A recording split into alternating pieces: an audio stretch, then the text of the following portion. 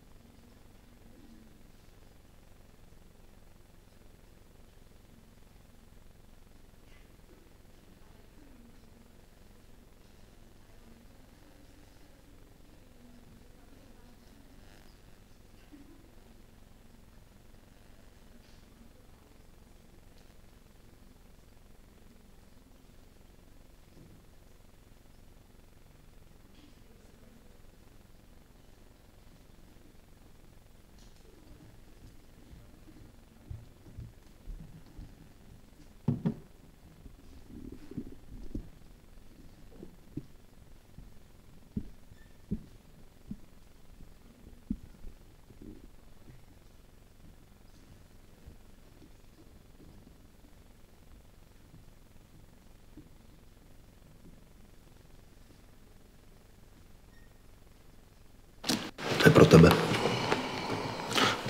Opravdu? Jiří, ale víš, že je to u tebe pozornost? Ano, je. Překvapení? Dalo by se to tak říct.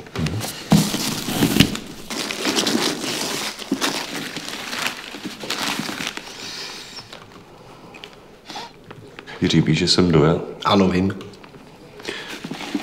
Mohu? Musíš. Já jsem tak napjatý. Ano, si.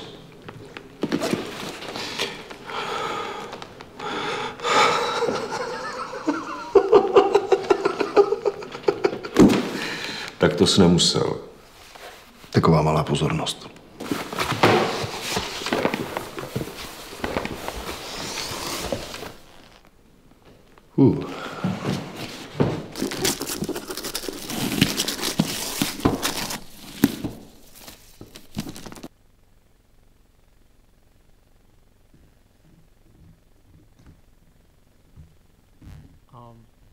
Dobrý večer a já vás tu vítám na pořadím třetím čtení od skotského autora, nebo v tomto případě autorky. A tento večer tu vítáme Sue Glover, což je jedna z předních současných dramatiček skotských. Sue Glover se narodila v Edinburghu, ale většinu života strávila na pobřeží, malých městech a tady toto prostředí se odráží hodně v jejich hrách. Její takový první velký debut byl v roce 1980 a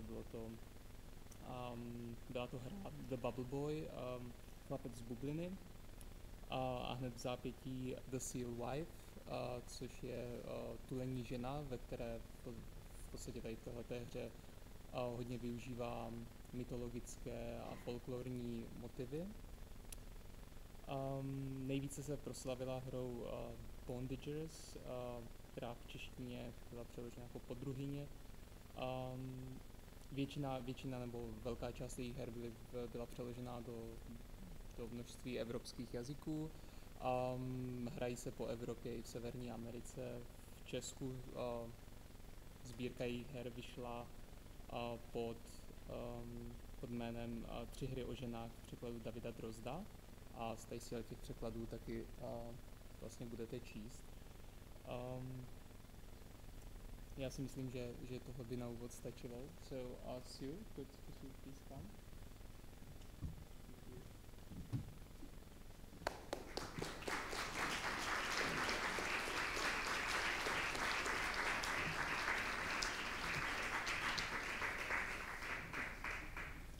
Thank you. I don't know what he's been saying about me, but thank you.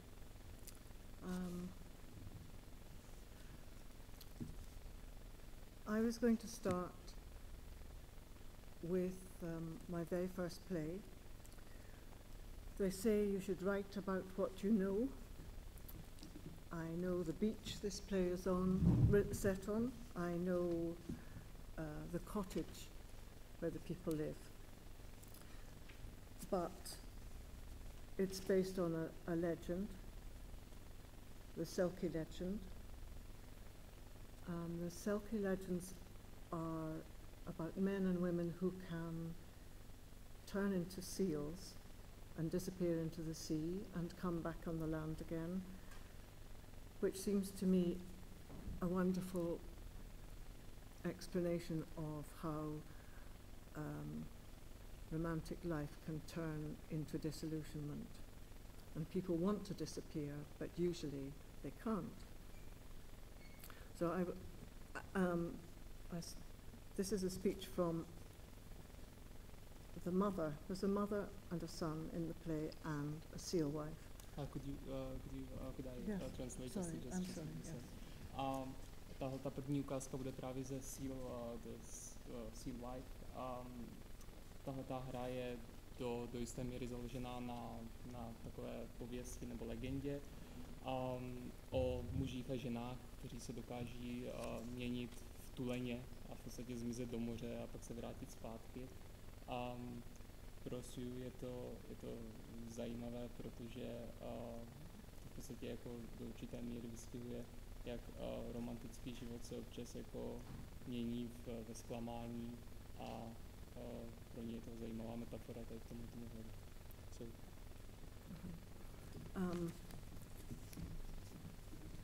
So Agnes is the mother. There's ways you're like him, but Rona, yes, she's one of his own kind.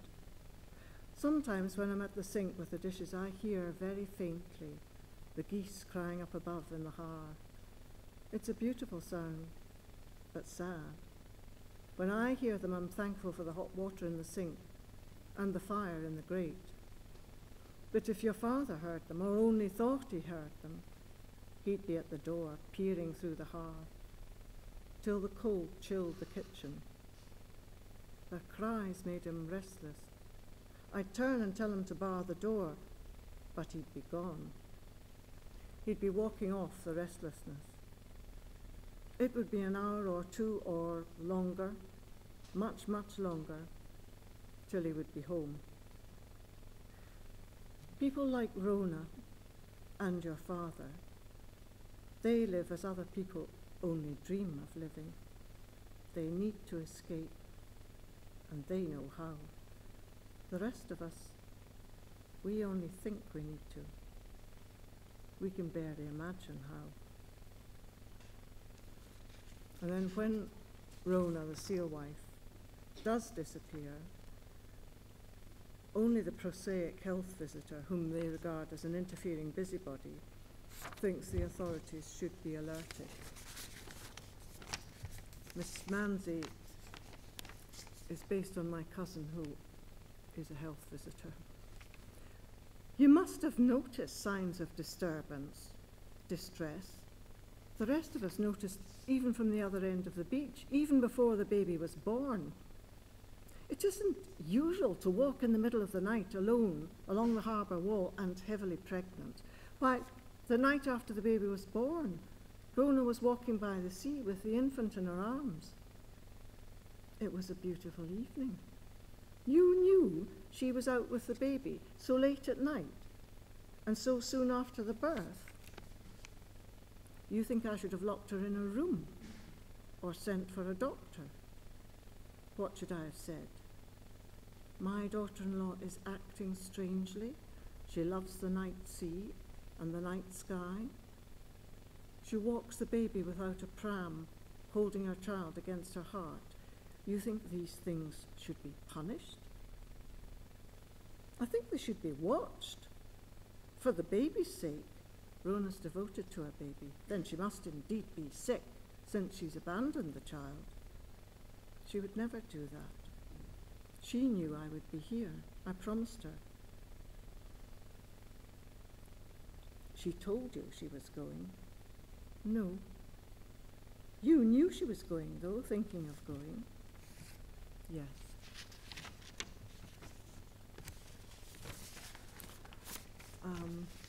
And this is from the Straw Chair, which is set on St Kilda in the early 18th century. A missionary minister is posted to the island with his new young wife. But as well as the islanders, there is another inhabitant, Lady Rachel, who claims to be imprisoned there.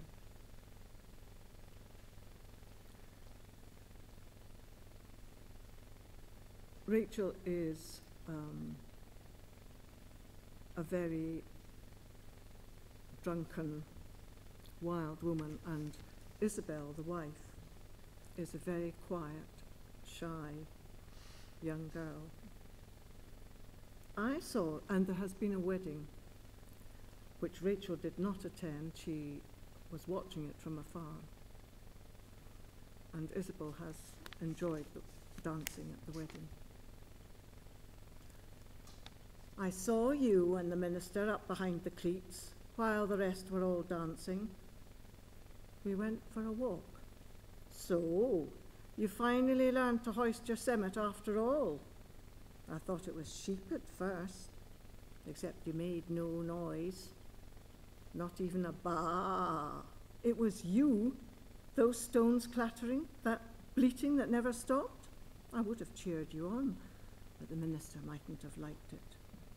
You spy, you peeping, prying, you did wrong, you did harm. Do you know that? If it hadn't been for that, all that noise, bah, I'm not ashamed.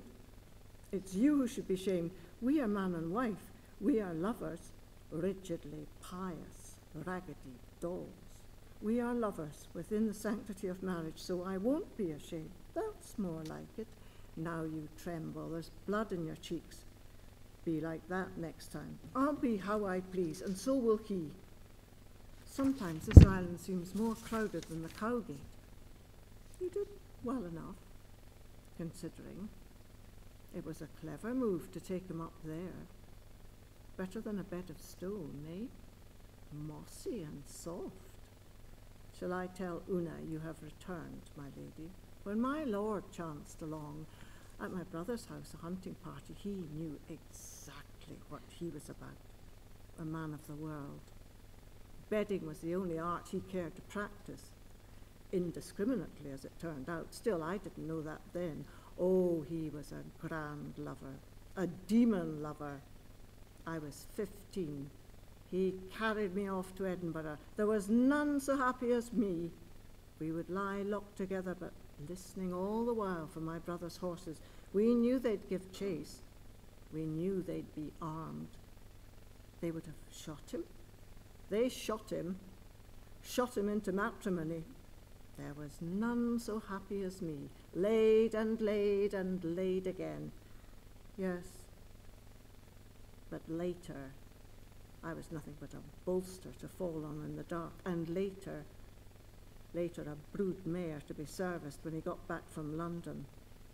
A raggedy doll to be flung down the stair. Remember the honey times, Isabella, the honey month, the honeymoon. And this is an excerpt from Aeneas and Isabel. Aeneas is the minister. Oh God, I'm sorry. Very sorry. Someone should have shouted to me. I need a keeper. Thank you for coming. Where are we? Aeneas.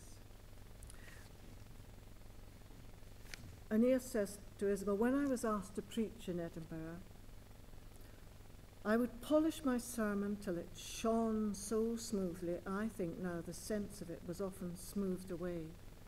I measured words and wrote them, borrowed them from the book.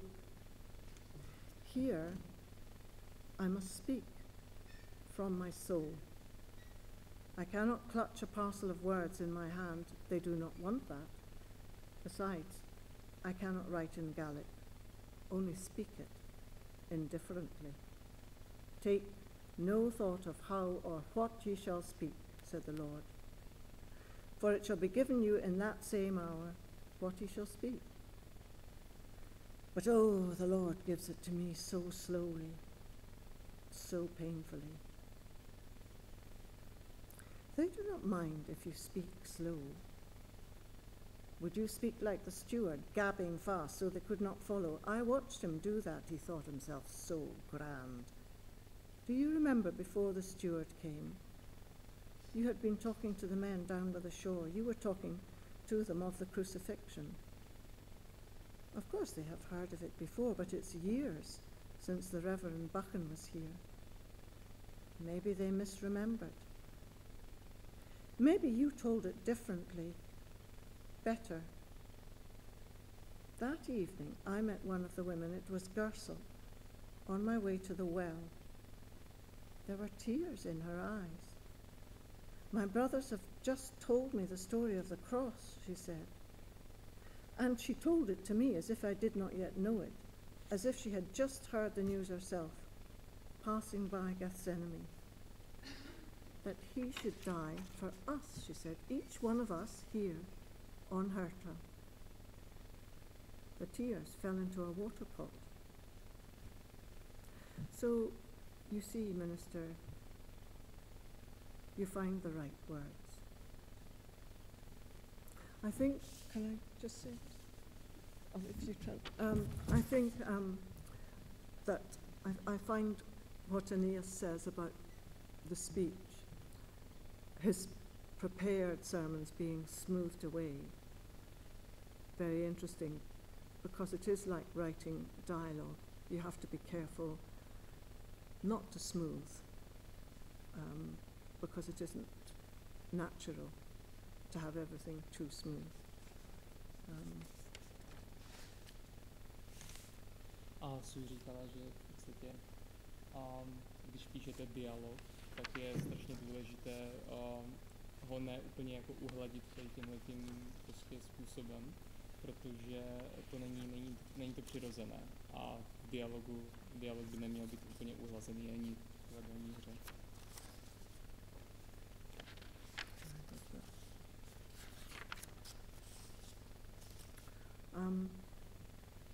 This is from a play called Bondagers.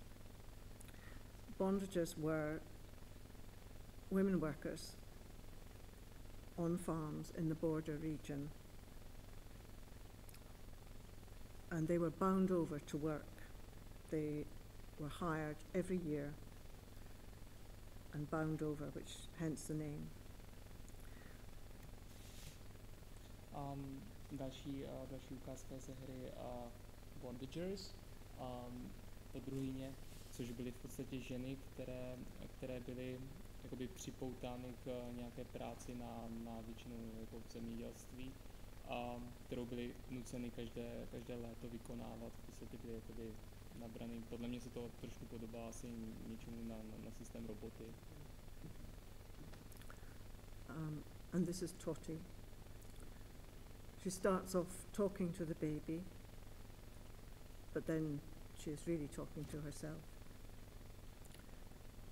Bee-bob-babbity, are ye wet?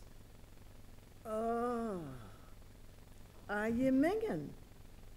Oh, don't cry, don't cry. I'll tell you a story.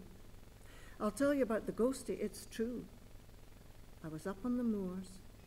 The maester sent me with a message for the herd, and the mist came doon and roon and doon. I was feared. And I shouted for the herd, but the mist smored my words. And then I heard, very close, shoo, shoo, shoo. A plume shooking through the ground, and while swanging a stain or twa, and a man calling to his beasts, "Go up, go up," like a crow. I could feel the beasts on the ground. I could feel them through my feet. Oxen. I could smell them.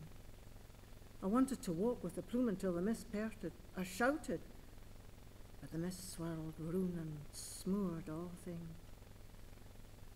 After Jock the herd said, "Nobody plews there, Totty.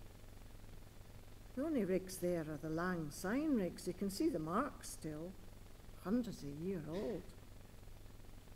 But you'll no see ony plewman, and you'll no see ony plew."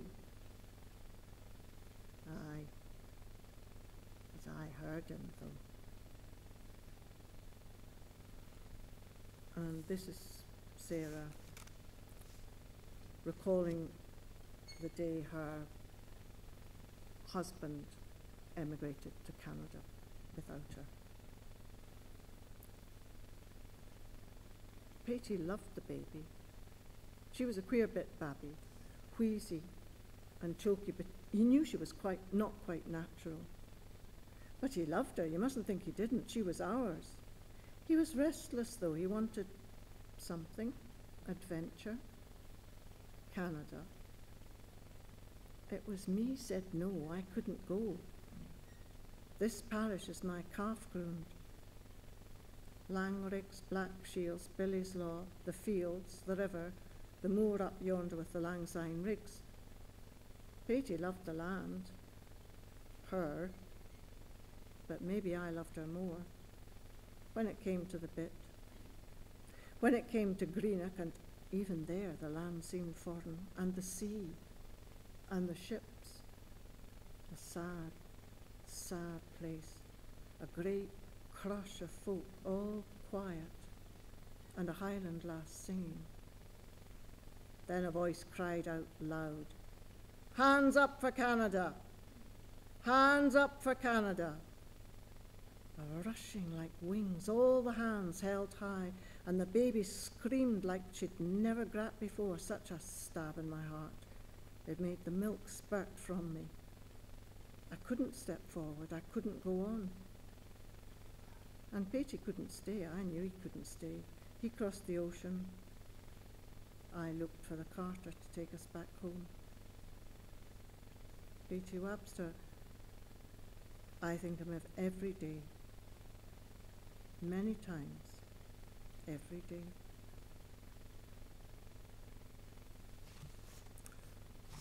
And this is Ellen, who was a bondager and married a farmer, the meester, so now she's gone up in the world.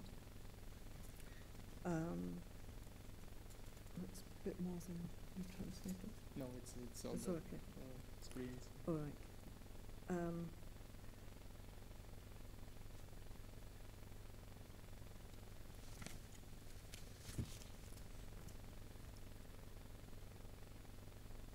Progress. Progress. The key to progress is rotation.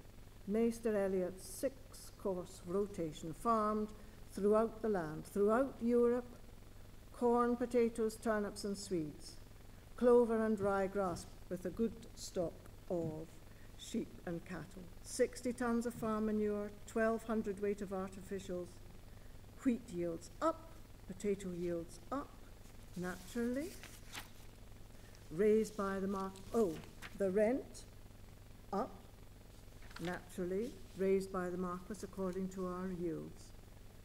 Rotation. Rotation, of course, applies also to the workforce. Of farms of this size, we have to be exact. 20 men and 8 women in winter, 18 extra women and boys in summer. The steward can't do with less, the maester can't pay for more. And now she's talking more to herself. If Jimmy Egan's too frail now to work, then he and his family must move elsewhere, for his house is needed for a younger hind, and his wife and 3 daughters are surplus to requirements. If Tam Neal's lad is ready for the fields, the family will have to seek a new place at the hiring. We've too many young boys at Black Shields already. We don't need more half-yins. We need more hinds. We need more bondagers and unmarried ploughmen. Of course, they'd never move far. 10, 12 miles, they're used to it. Some welcome it, so long as it's dry for the flitting. Please God, keep them dry for the flitting. He's a fair man, the maester. He'd have built a new row of houses by now if it wasn't for the marquis raising the rent. I overlook small faults in a good workman, says the maester. I've lived here all my life, he says. I know this place like I know my own hand. I know the border peasant, honest, industrious, God-fearing. He never knew me, never knew my name even, till I set my cap at him. The first year of marriage I still had the face of a bondager, white below where the kerchief had been, and the top of my cheeks and nose, dirt brown. The ladies stare and smile behind their fans, but I'm all pale now. I'm a proper lady now. Not once has he asked me what it was like to live in the road, to work in the fields. Not once. They've made a lady of me now.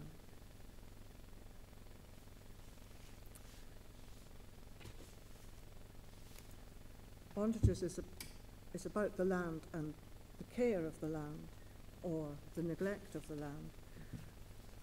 And this bit with Ellen and Sarah is based on something which I found which was true, about leaves which were used as medicine and were forgotten about and disappeared.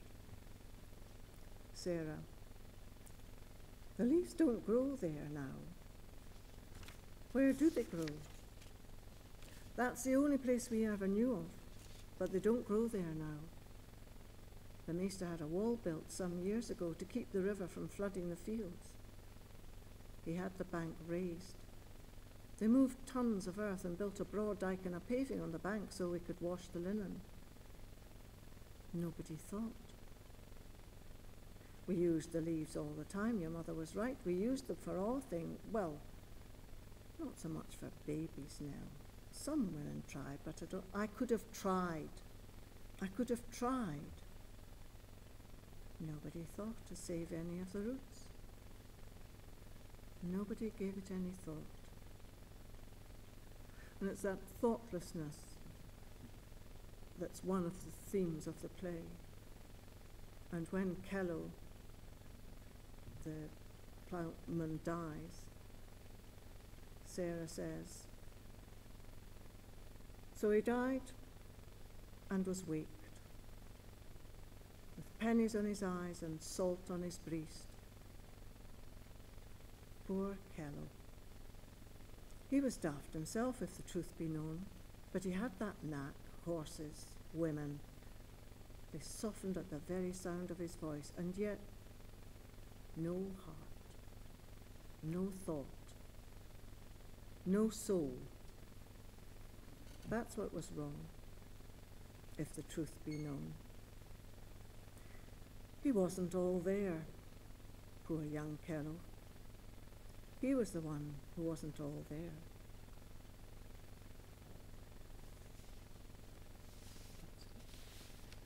Okay.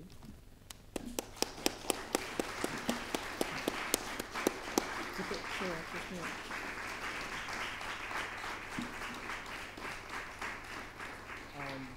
Nyní se naskytne prostor na vaše otázky. Tady kolegyně vezme mikrofon, hned jak doběhne. A pokud někdo už víte, že se na něco chcete zeptat, tak byste mohli zvednout ruku. Ona vám podá mikrofon. Paní vzadu. Good evening. Dobrý večer. Já bych vám chtěl poděkovat, paradoxně bych vám chtěl poděkovat za překlad, který sice určitě není vaší prací, předpokládám teda, ale za těch více jak 13 let je to snad poprvé, co si teďka vybavuju, že část textu není přeložena do češtiny, ale je přeložena do moravštiny, konkrétně její východní formy. Takže za to bych chtěl poděkovat, že jste svou prací někoho přiměla k tomu, aby se za náš moravský jazyk nestyděl, aspoň pro tento účel. A pak jsem se chtěl zeptat, jak to vypadá jazykově vlastně ve Skotsku, jestli také v době, kdy Skotsko ztratilo svou samostatnost, byl problém, že se někteří Skotové začali stydět za svůj jazyk, ať už gaelský nebo skotský, anebo jestli tam byly jenom nějaké politické tlaky na to, aby Skotové začali se vlastně jazykově poangličťovat. A to, co s tím taky souvisí, je, že jestli někdy v minulosti nebo v současné době je nějaká snaha nebo byla snaha mluvit o Skotech, že vlastně Skotové vůbec nejsou národem, že vlastně Skotové jsou tak trochu taky Angličané a jak to vlastně je. U nás tady tento proces začal v roce 1834. Yes. Okay, so the gentleman is asking, first he wanted to thank you, but not exactly you, for bringing or making the translator use like sort of Moravian dialect and translating this display to approximate the sort of language which you used in that.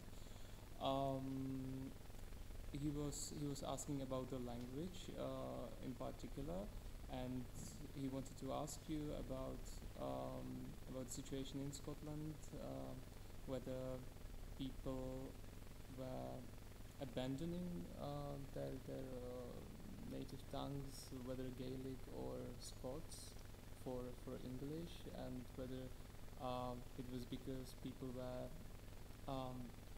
perhaps ashamed of being Scots, or maybe trying to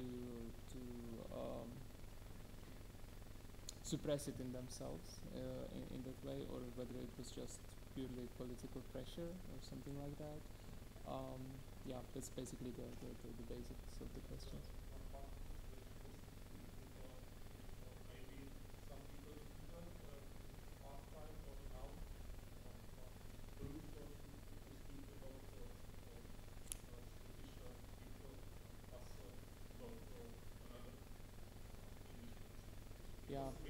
Yeah, I agree with that. I've forgotten what the first part. Yeah, it was about the language, whether people were abandoning it voluntarily. No, nobody. On the contrary, both Scots and Gaelic are being revived as never before, and Gaelic was always kept alive, partly because in Canada and New Zealand and even America there were groups of Gaels who kept the language and the music and the dancing alive, and they still come back to the Highland Games and win all the prizes because they're just as good and better than the Scots. Gaelic is flourishing. The Scots language is doing much better than it was. And what was I didn't understand the question about the English. Whether people refer to themselves as Englishmen or something.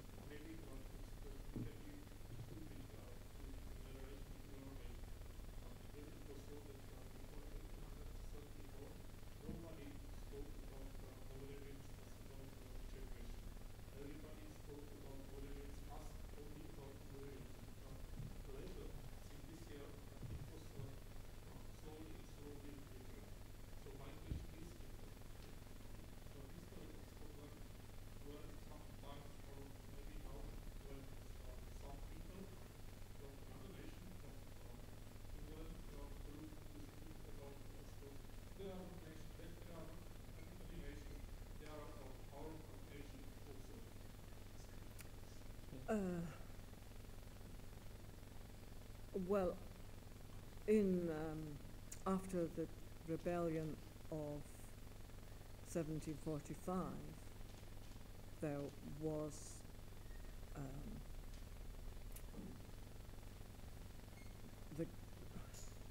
the wearing of tartan was forbidden. I don't think the Gaelic language was forbidden because nobody went up that far north anyway. You know, and I don't think the Scots language was forbidden either. But the tartan was forbidden. That's about all, really. Dobře, tak já převyprávím na vše, co říkala Sue předtím. A že si nemyslí, že gaelština ani jako Skot jsou na nějakém ústupu, naopak, že dneska jsou ty dva jazyky oživovaný jako v podstatě nikdy předtím.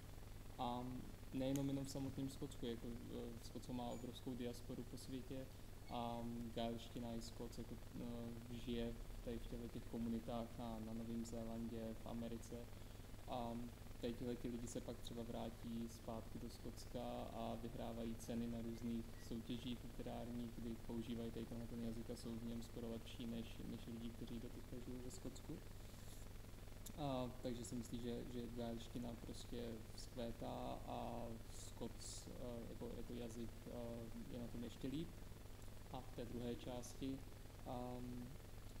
Sue zmínila, že vlastně po porážce nebo po vzpouře ve Skotsku v roce 1745, která byla poražena, tak bylo zakázáno nošení tartanu jako kiltu v podstatě toho skotského oděvu, ale ne gaelština třeba, protože Sue poznamenala trošku humorně, že to se mluvilo až tak daleko na severu, že tam stejně nikdo, žádný Angličan asi nikdy nepáchnul. takže se nikdo o to moc nestaral. Okay. Další otázka, prosím.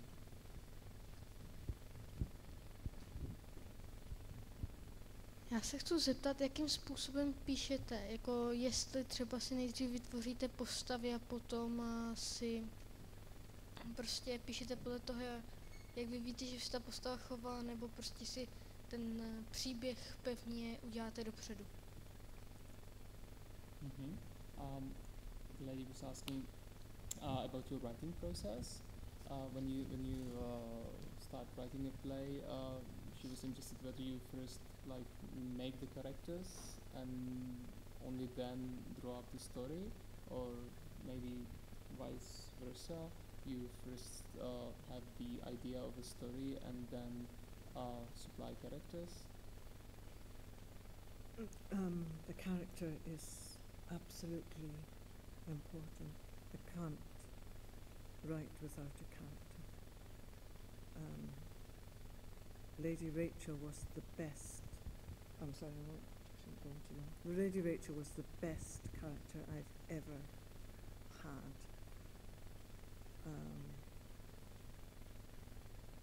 But everything for me comes from the character. Except, it's true, Bondagers started with a landscape, which made it very, very difficult to start until I found the character of Totty. I was really flaming about drowning.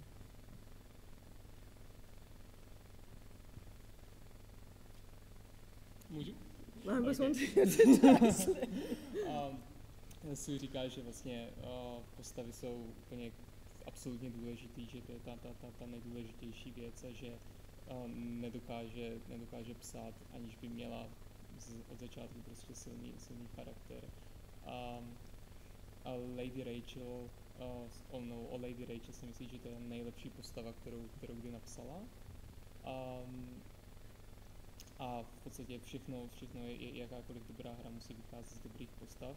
A jedinou výjimkou v tomhletom asi jsou Bondagers, ze kterých byla ta poslední ukázka, který začaly v podstatě jakoby krajinou a proto bylo docela obtížné s tím jako začít, než se ta dostala k té postavě Totty. Tak. Další otázka.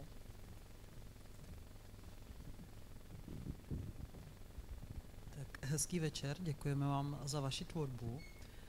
Chtěla jsem vás zeptat, co je vašemu srdci nejmilejší, co pro vás znamená rodina a jaké bylo vaše nejmilejší jídlo v dětství. Okay. The lady was asking what is closest to your heart. What role does family play in your heart, in your life, and what was your favorite food when you were young? What was the first question? What is closest to your heart, or that's the best translation I can come up with right now. Just close to my heart. Without my family, I'm nothing. So closest to my heart was having my children. And I didn't write until after my children were born.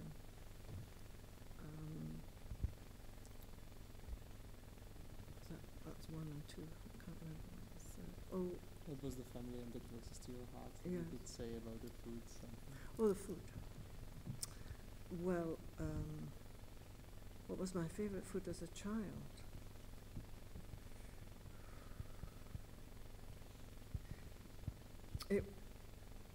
It was a chocolate biscuit called a penguin. I used to go down 2 streets and buy them. They were much bigger. Do you have them here? They used to seem quite big. They're awfully wee now. I don't like them so much now. Yeah. And chocolate biscuit. A si říká, že v podstatě asi nejblíže jejímu srdci je rodina, rodina její děti. A začala psát, až jako začala se tady tomuhle plně věnovat, až po té, co vychovala svoje děti, a teprve potom byl čas na psaní a v podstatě tady na tenhle ten druh kariéry. A co se týče jejího nejoblíbenějšího jídla, tak to byla taková čokoládová jakoby sušenka, která se jmenovala jako penguin, tučňák, penguin, a který se prodávali prostě kousek přes ulici a si říká, že jako bývávali větší, anebo minimálně má ten pocit, že to bývávalo větší a že dneska už jsou takový jako prťavý, takže už si je moc nekupuje a tak.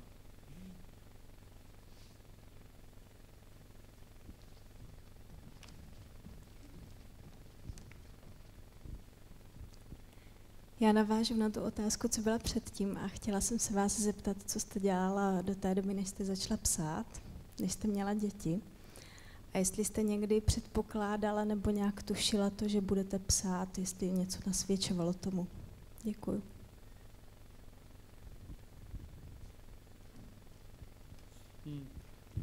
Ladies asking, what were you doing like in your life before you started writing, before you had children and you got to this writing business, I would say.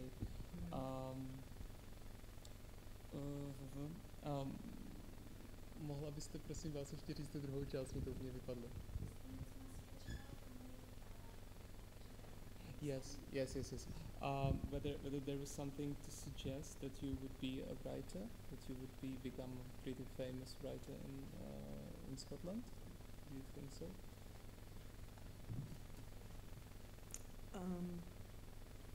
I wanted to be a writer, but I kept very quiet about it because I didn't want to be laughed at by my family. I was a secretary after I went to university in Edinburgh. I was a secretary for London University's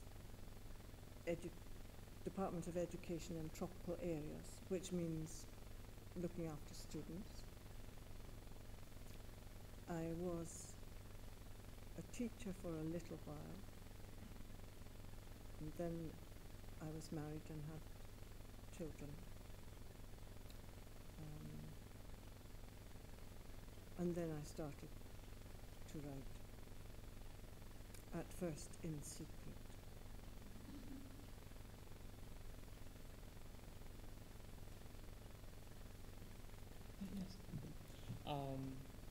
Si říká, že vždycky chtěla být spisovatelka, ale vždycky o tom raději moc nemluvila, nebo to držela v tajnosti, protože nechtěla, aby se jí lidi smáli, zvláště jako rodina. A předtím, než začala psát, tak pracovala na univerzitě v oddělení pro vzdělávání v tropických oblastech. Určitou dobu byla učitelka, potom se vdala, měla děti a pak začala vlastně s psaním. Ze začátku ještě jako o tom prostě moc nemluvila, ale s vstupem času se to prostě asi rozjelo. I first started writing because of, I wanted to write, but I didn't dare write for theatre. In those days, if you didn't have any connection with theatre, it was very difficult, very daunting. I wrote for radio, which I love radio. And the actors in the radio play said, why don't you try writing for theatre? Which was very encouraging. So I did have 2 radio plays perform before I wrote Seal Wife.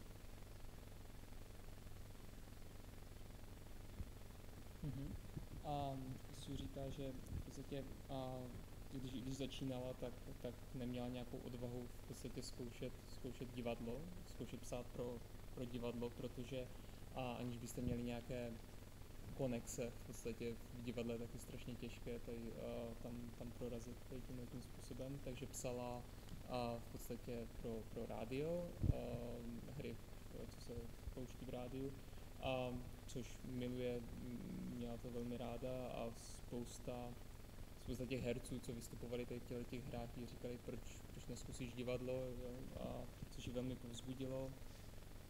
Takže v podstatě ještě předtím, než její první hra byla uvedena v divadle, tak už předtím měla dvě hry docela známé přes rádio. Well, I tried writing. I'm not very good at poetry, and I was writing articles for newspaper, but there was a competition for a radio play, and I loved radio plays, so I went in for that, and I won it. But the thing was, the minute I started writing dialogue, I just fell in love with writing the dialogue. It's so fascinating. You have to keep it in check. You have to keep going the way you want it to go. You can't let it get out of hand. Everything about it is, I just think it's fascinating. I'm not wanting to say anything bad about poetry, but I think writing a speech has to work far harder than a poem. It has to give the time, the place, the story, the character. That's an awful lot. It's just so interesting to do. I just think it's the best thing in the world. I mean, not just speech, but the dialogue as well. But I love the way each play has a slightly different atmosphere, and the style of dialogue is slightly different. I love the way it can go fast and slow, and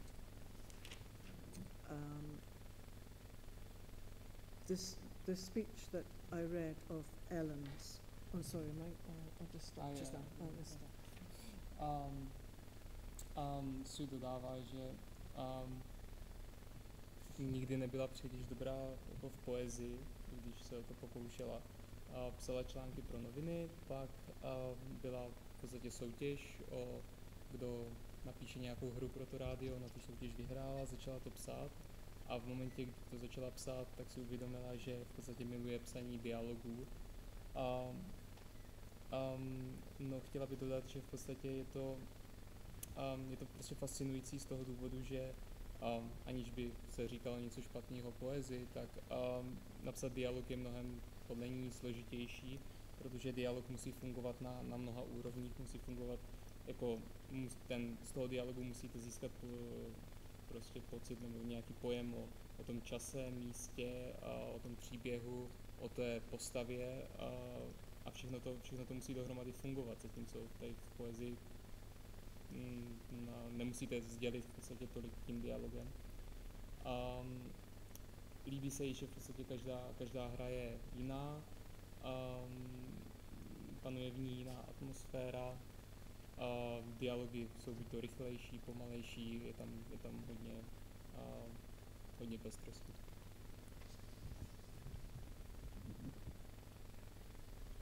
Vidím, jak jste zamýšlena, já si netroufnu dát otázku. Jaká je současná situace divadelní ve vaší oblasti, kterou zasahujete, a máte své divadlo, pro které píšete, své herce?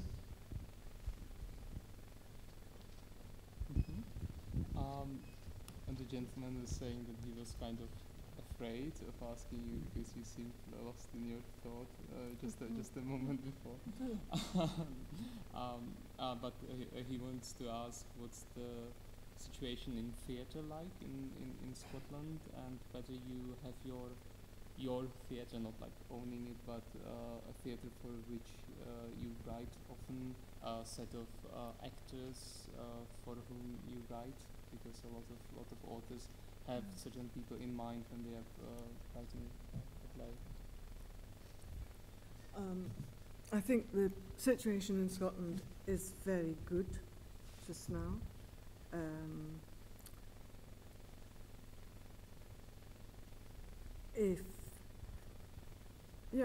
It's good. To me, it's too dominated by the establishment. But there's a lot of work.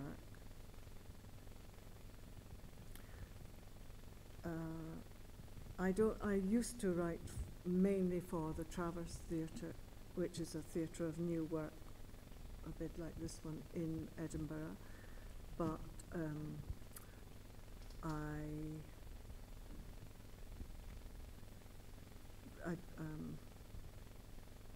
now I just write for anybody who wants me. No, first I have a play I want to write, and I try and find someone who is interested.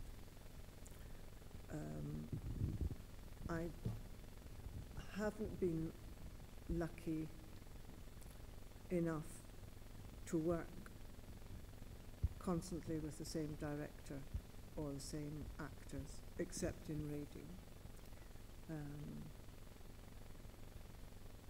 But at the moment, I have Bondagers is going on in October with a very good woman director, whom I think will be very good. And the Straw Chair is going to be toured throughout Scotland, from Edinburgh right up to the islands, with a director we've been trying to raise the money for 3 years. It's a director that I like and trust very much, and we are both really excited. And we only heard the news 2 or 3 days ago. I still can't believe it, actually. But I think the Scottish theatre is okay. The new theatre work is okay. I think Scottish mainstream theatre, you know, doing the classics, Ibsen, Shaw, Shakespeare, is very boring and not very well done, actually. Asi si myslí, že situace v divadle je ve Skotsku velmi dobrá, i když podle ní to trošku tam vládne prostě ten establishment, ale je tam spousta práce a funguje to. Říkala, že nikdy neměla, no původně psala pro Traverse Theatre, v divadlo v Edinburghu, a nyní píše prostě pro kohokoliv, kdo jí bude hrát, ale ona to tak nebere, ona to bere víceméně tak, že když už že napřed je u ní ta hra, kterou chce napsat, teprve pak hledá, jako kdo tu hru bude hrát. Neměla prostě, nebo říká, že kromě rádia, kde pracovala, tak neměla zase takové štěstí na to, že by mohla pracovat jenom s jedním režisérem a s jedním ansáblem herců. Bylo by to pěkné, ale zatím se nezadařilo. No a nakonec mluvila o tom, že jedna režisérka chystají spolu vlastně tour po Skotsku od Edinburghu až prostě na ostrovy, hodně na severu Skotska, kde budou hrát strojočer, slaměnou židli.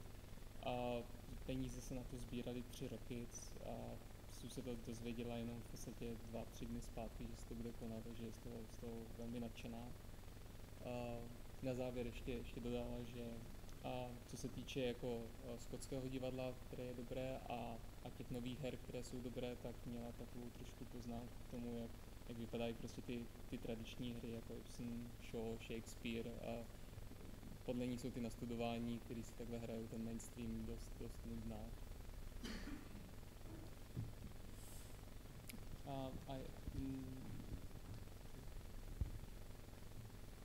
I just wanted to say also that I don't mean that Shaw and Barry and Shakespeare are boring, but I think they should be done with excellence. And, well, personally, I don't think they are, especially Chekhov. They just don't do him justice, I don't think. I have seen one beautiful theatre performance of Chekhov. It was the Glasgow students from the conservatoire. It was wonderful. But the other Chekhovs I've seen, including an Edinburgh Festival production with famous people from London, they just don't seem right to me. Maybe I have a different view of Chekhov. I do love Chekhov, actually.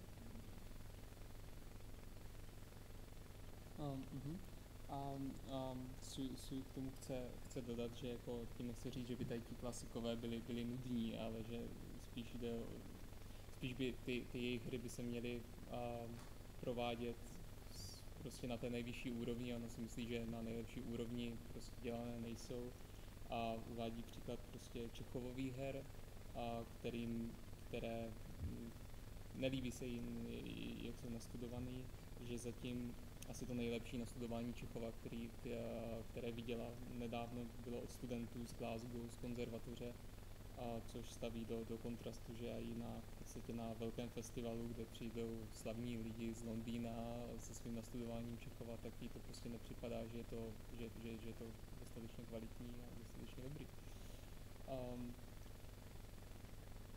Takže tak. Dobrý den, já bych se chtěl ještě vrátit k těm rozhlasovým hrám, protože o těch, na rozdíl od těch divadelních, nic nevíme. Chtěl jsem se jen zeptat případně na názvy, na témata těch her, kdy vznikly, a proč vlastně si paní Glaurová zamilovala rozhlas jako médium svých her.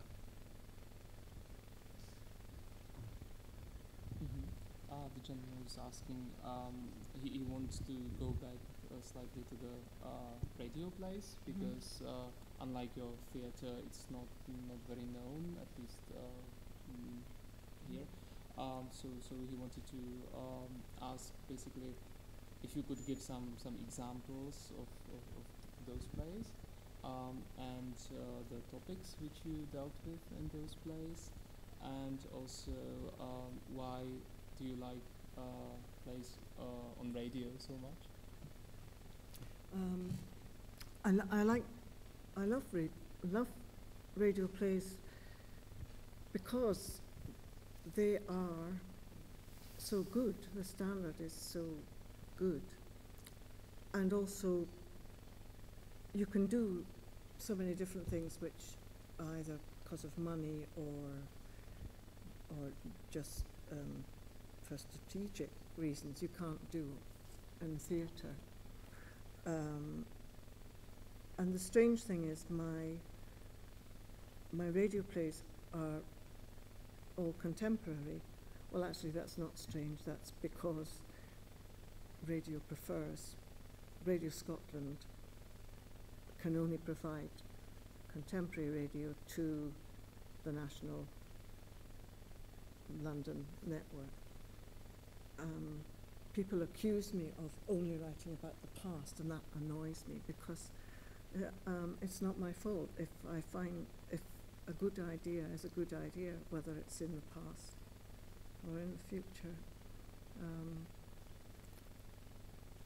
I wrote a play about Marilyn Monroe.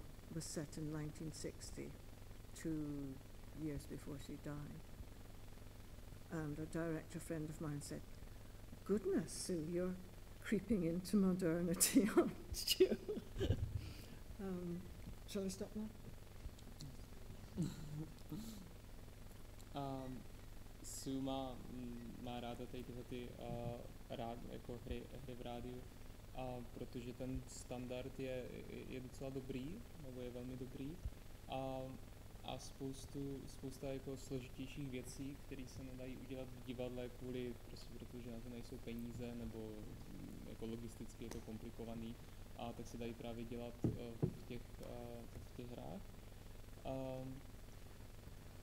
A je to trošku zvláštní, že většina jejich her, který dělá pro rádio, jsou současné, jako umístěné blíž v současnosti, a Sue říká, že jí docela jako leze na nervy, že jí často říkají, že ale všechny vaše hry jsou prostě v minulosti zasazené, a to jí rozčiluje trošku, protože třeba nedávno udělala hru o Marilyn Monroe, která se odehrávala v roce 1960, 2 roky předtím, než Marilyn Monroe zemřela.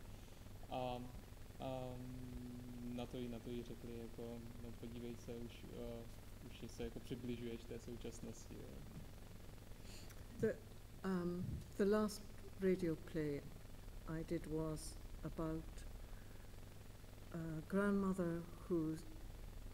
mother whose son was divorced, married someone else, and didn't want anything to do with the child of his first marriage. And the grandmother was determined to keep this child as part of the family. I don't mean bring her away from her own mother and stepfather, but she was determined to keep connection and make sure she knew she was loved by all the family. And it was called Losing Lottie, and Lottie was the little girl. And I suppose that is as contemporary as I can get. But I would find that idea difficult to do on stage for some reason. I can't explain why.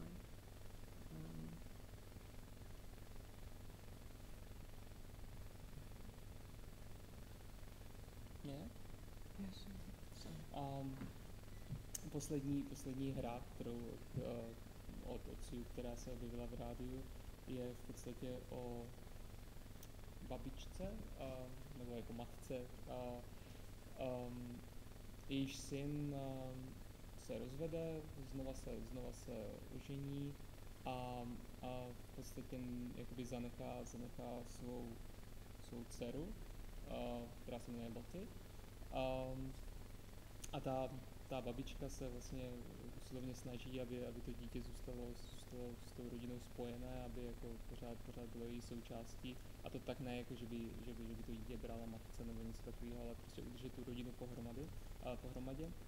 A Sue se domnívá, nebo si myslí jako osobně, že jí přijde, že by bylo strašně komplikované tady něco podobného dělat na divadelním pódiu, že prostě v tom rádiu to funguje z nějakého důvodu líp.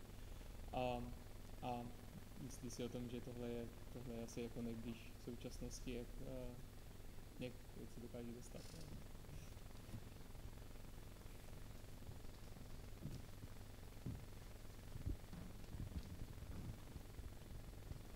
Hello. I'm interested in the way how you build your characters, because they seem very authentic and connected to kind of social milieu of specific type. For example, if you collect stories from people, do some anthropological work, or if it's your personal experience or something like that, if you can develop on this. And I will translate to Czech. ptal jsem se na to, jakým způsobem autorka rozpracovává svoje charaktery, jestli se jedná o její osobní zkušenost, nebo sbírá nějaké historky, provádí nějakou antropologickou práci vlastně v tomto duchu. Thank you.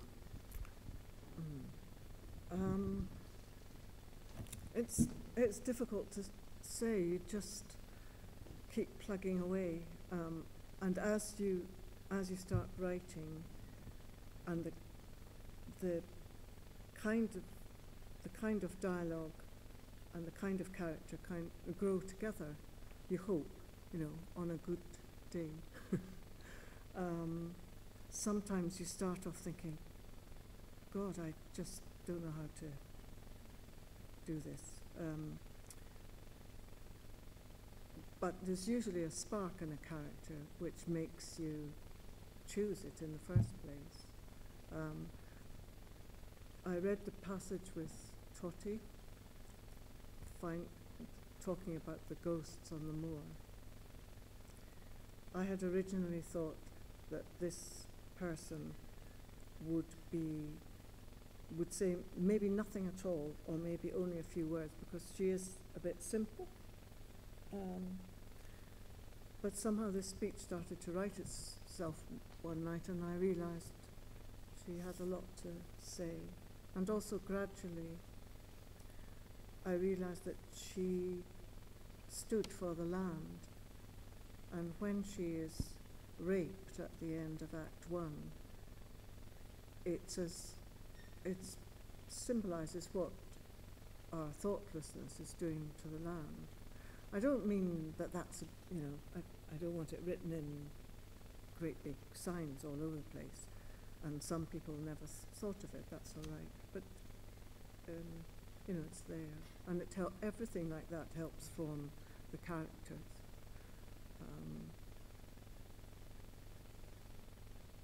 Lady Rachel, shall I go? Summarize this. Pro Sue je tady tohoto obtížný nějakým způsobem vysvětlit, protože prostě začnete psát a věci se začnou vyvíjet svým vlastním způsobem a ta určitá postava, ten příběh začnou takovým způsobem srůstat. Někdy prostě si uvědomíte, že v té postavě něco je, že tam prostě ta jiskra, která jakoby vzplane a rozjede se. Třeba Toti, a když tam mluví v jedné z těch ukázkách o v podstatě jako duchově na blatech,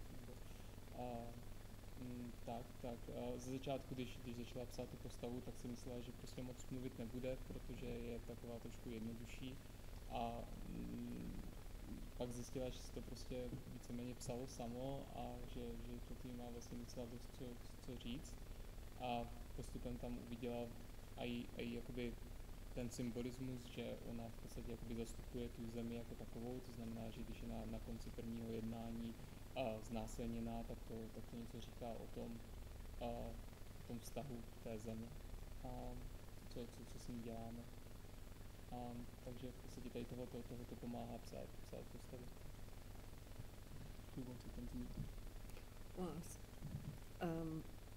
When somebody told me about Lady Rachel being kidnapped and left on St Kilda,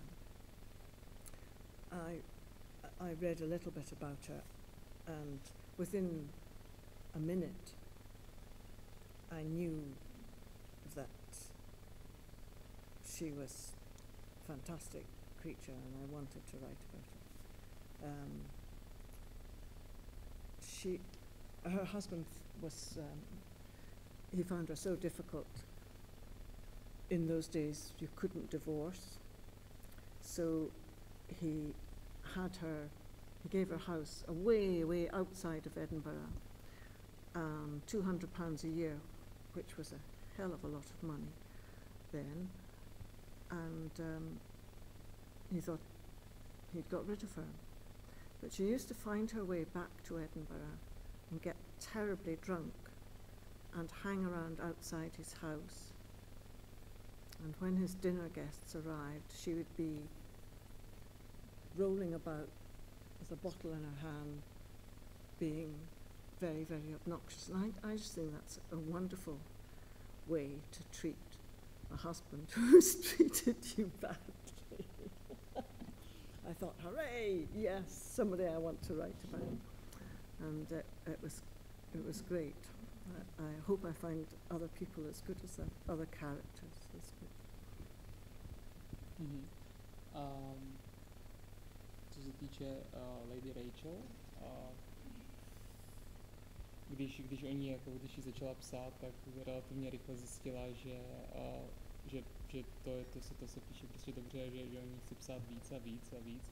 A ta situace tam je, že její manžel, který se s ní nemůže rozvést, protože v té době byl rozvod prakticky nemožný, tak jí pořídí dům poblíž Edinburghu, dají 200 liber, jakoby v podstatě jako peníze, ze kterých ona vyžívá, což v té době bylo strašně moc, a myslel si, že tím se vlastně své manželky zbavil. Nicméně ona se vždycky najde jakoby cestu zpátky do Edinburghu a k jeho druhého domu jako tam v Edinburghu, a tam jako totálně opilá otravuje jeho večerní hosty, což si myslí, že je jako skvělá pomsta vůči manželovi za to, co udělal.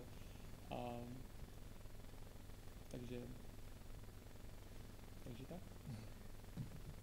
A už pravděpodobně budeme muset skončit, takže já bych vám poděkoval za to, že jste tady byli, a ještě bych zatleskal. I would like to thank you for being here tonight. Thank you.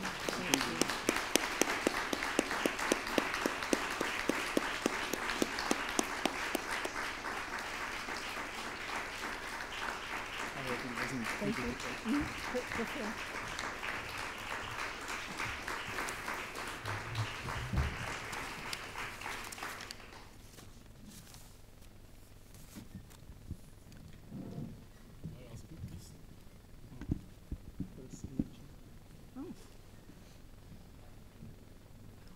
Seen this book yet. Mohli bychom s tím jít pak dolů a s těma What did I write? Just the signature. Oh, okay. Oh, Thank you very much. thank you. Right there. Okay.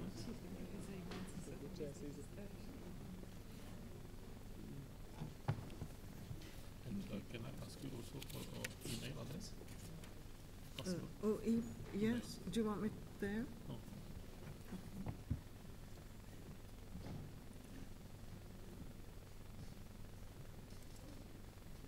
Thanks.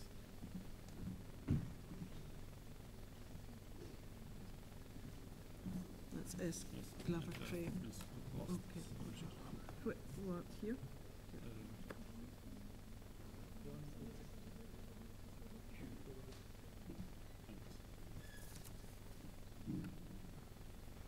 Thank you.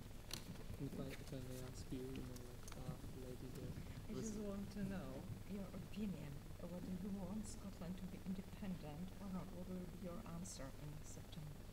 At the moment, Yes. 10 years ago, I wanted. At the moment, Not there really. are too many Things fools. which you have to consider. No, too many. I don't trust the people in power, in Scottish power. So, I thought. yes, of course. Thank you very much. Thank you for buying the book.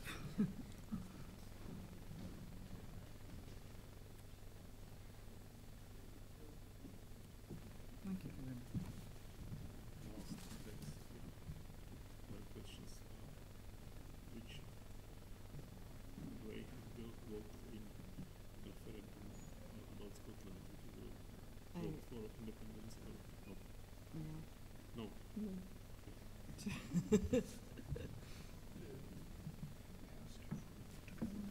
Thank you.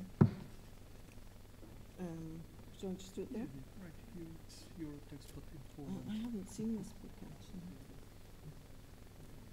And if it's possible,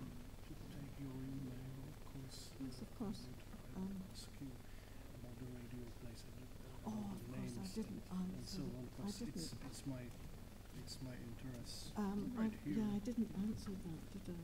I tell you, of course they aren't. They aren't published, but at least I think the last one is I have it on digital. That's an hour. Prayer and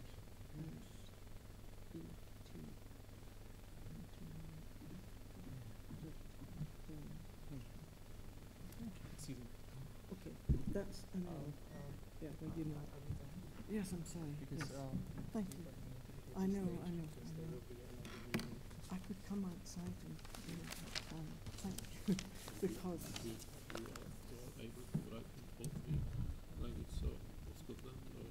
No, I have not.